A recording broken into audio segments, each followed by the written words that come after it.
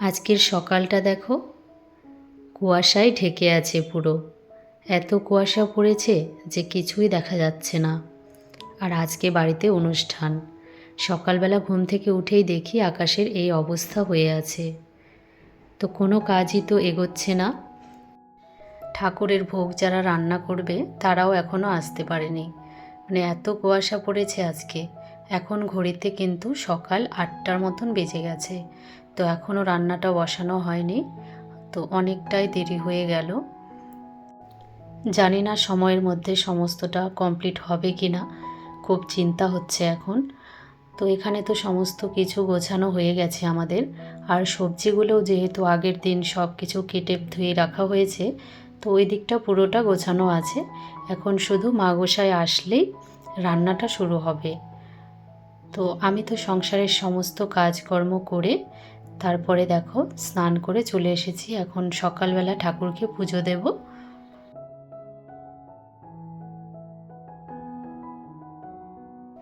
এর আগের ব্লগে তোমাদের দেখিয়েছিলাম যে ঠাকুরের মন্দিরে বসানোর জন্য একটা ঘট এনেছে মাটির। তো আমাদের যখনই মন্দিরে ভোগ হয় তখনই কিন্তু এই নতুন ঘট বসানো হয়। তো নতুন ঘট বসানোর জন্য মাটির ঘট এনেছে। ঘটের নিচে নাকি একটু মাটি দিতে হয়। তো সেই মাটিটা একটু নিয়ে আসলাম আমি। এখন ঘট বসিয়ে তারপরে পুজো করব। এদিকে দেখো আমি কিন্তু ঘটটা বসিয়েও নিয়েছি, আর পুজো করাও কমপ্লিট হয়ে গেছে আমার এদিকে।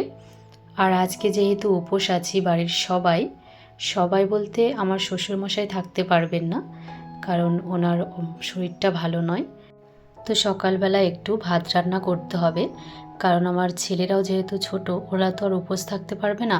তো ওদের দুজন, আমার শ্বশুরমশাই, এই তিনজনের জন্য ভাত রান্না করতে হবে। আর এদিকে ভোগ ঠাকুরকে আর কি পুজো দিয়ে তারপরে যেহেতু ভোগ হবে, মা গোসাই ভোগ দেবেন দুপুরবেলাতে।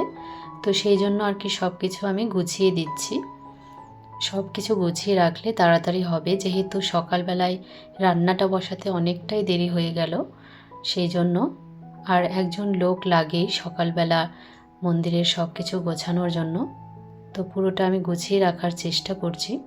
আমার শাশুড়ি মা বলে দিচ্ছে আর আমি সব কিছু আর কি গুছিয়ে করে নিচ্ছি। কারণ মা যেহেতু করতে পারছে না, শরীর ভালো নয়, ওই যে চোখের অপারেশন হয়েছিল, তো ওনার তো সমস্ত কাজ করাই বারণ। 3 মাস রেস্টে থাকতে বলেছে। তো আমাকে আর কি করতে হচ্ছে সেই জন্য। তো তোমরা ভিডিওটা দেখতে থাকো, আশা করছি তোমাদের ভালো লাগবে।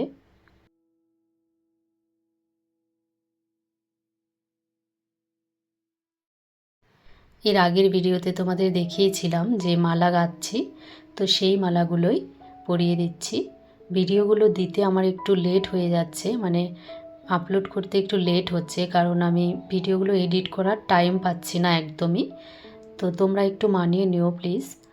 আর ভিডিওগুলো দেখো কিন্তু অবশ্যই।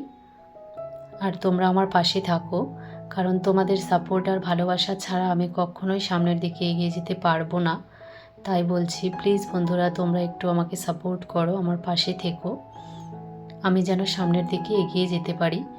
আর এদিকে দেখো সমস্ত মালা আর কি পরানো হয়ে গেছে।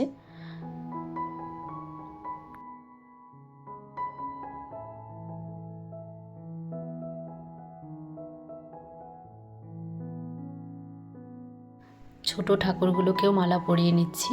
আর এদিকে দেখো ভোগের জন্য সমস্তটা আর কি গুছিয়ে নিয়েছি। তোমাদের বাড়িতে কার কার বাড়িতে এরকম করে ভোগ দাও তোমরা অবশ্যই কিন্তু সেটা কমেন্টে জানিও। আর এটা হচ্ছে আমাদের বাৎসরিক ভোগ, বছরে একবার করে গোবিন্দের ভোগ দেওয়া হয়। এখানে দেখো সমস্তটা গুছিয়ে রেখেছি। আর ওদিকে কিন্তু রান্নাও বসে গেছে এত সময়।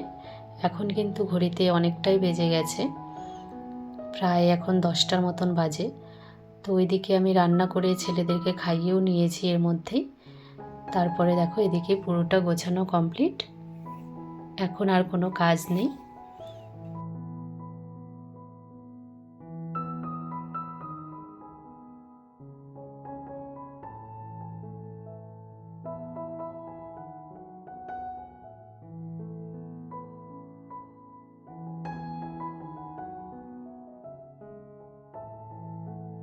সমস্তটা তো গোছানো হয়ে গেছে। আর এদিকে দেখো আমার একদমই সময় কাটছে না, সেই জন্য রান্নার এখানে চলে এসেছি। ওনারা রান্না করছে আর আমি পাশে দাঁড়িয়ে দাঁড়িয়ে সব কিছু দেখছি। এদিকে দেখো সব আয়োজন করে রাখা হয়েছে। এই দেখো রান্নাটাও কিন্তু অর্ধেকটা হয়েছে, এখনও পুরোটা হয়নি, কারণ যেহেতু রান্না বসাতে অনেকটা দেরি হয়ে গেছে, এখনও অনেকটাই বাকি আছে। তো ভোগ রান্না হয়ে যাক, তারপরে একবারে ভোগের সময় তোমাদেরকে দেখাবো। এই দেখো এখানে কিন্তু কীর্তন শুরু হয়ে গেছে। আর লোকজন যেহেতু বেশি বলা হয়নি, ওই 50-60 জনের মতন হবে, তো সেই জন্যই আর কি কীর্তনের লোকও কম। আর এখন কি হয়েছে জানো তো, আমাদের এখানে যারা কীর্তন করতে আসবে তাদেরকে টাকা দিয়ে কিনে নিয়ে আসতে হয়। গ্রামের মধ্যেও এরকমটা হয়, ভাবতে পারছো?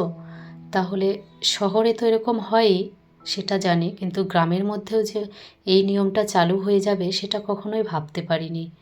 তো আমাদের এখানে কিন্তু এই নিয়মটা এখন শুরু হয়ে গেছে। কীর্তনের লোক যারাই আসবে তাদেরকে টাকা দিতে হবে। আগে কিন্তু এই নিয়মটা ছিল না। এখন না টাকা ছাড়া কেউ কিছুই করতে চায় না।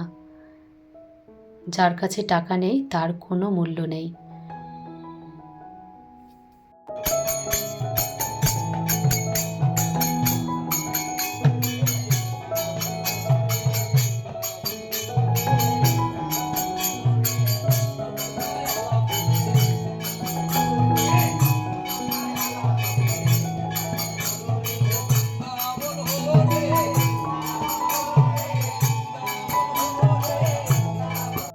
এখন প্রায় 1টা বাজে। তো ভোগ তো প্রায় শেষের দিকে হয়ে গেছে, এখন শুধু সবাইকে পরিবেশন করতে হবে। তো সেই আর কি ভিডিওগুলো তোমাদের সঙ্গে আর শেয়ারই করতে পারলাম না, মানে ভিডিও আমি করতে পারিনি, এতটাই ব্যস্ত হয়ে পড়েছিলাম যেহেতু দেরি হয়ে গেছে সেই জন্য। আর আমাদের বাড়ির ভেতরে না কোনো আয়োজন করা হয়নি, সব কিছু বাইরে, মানে বাইরের উঠোনে মন্দিরের সামনে সেখানেই করা হয়েছে। রান্নার ব্যবস্থা, খাওয়া দাওয়া সব কিছু ওখানেই হবে। আর ছেলেকে খাওয়ানোর জন্য আমি বাড়িতে এসেছিলাম, তো একটা কাকিমা আমাকে ডাকতে এসেছে, তাড়াতাড়ি এসো। তো এখন ঝটপট করে যাই, চলো। তো তো বন্ধুরা, এই ভিডিওটা তোমাদের কেমন লাগলো সেটা কিন্তু অবশ্যই জানিও। আর যদি ভালো লেগে থাকে তাহলে লাইক, কমেন্ট, শেয়ার এবং সাবস্ক্রাইব করে আমার পাশে থেকো। আবার দেখা হচ্ছে নেক্সট ভিডিওতে। ততক্ষণে তোমরা সবাই খুব ভালো থেকো, সুস্থ থেকো।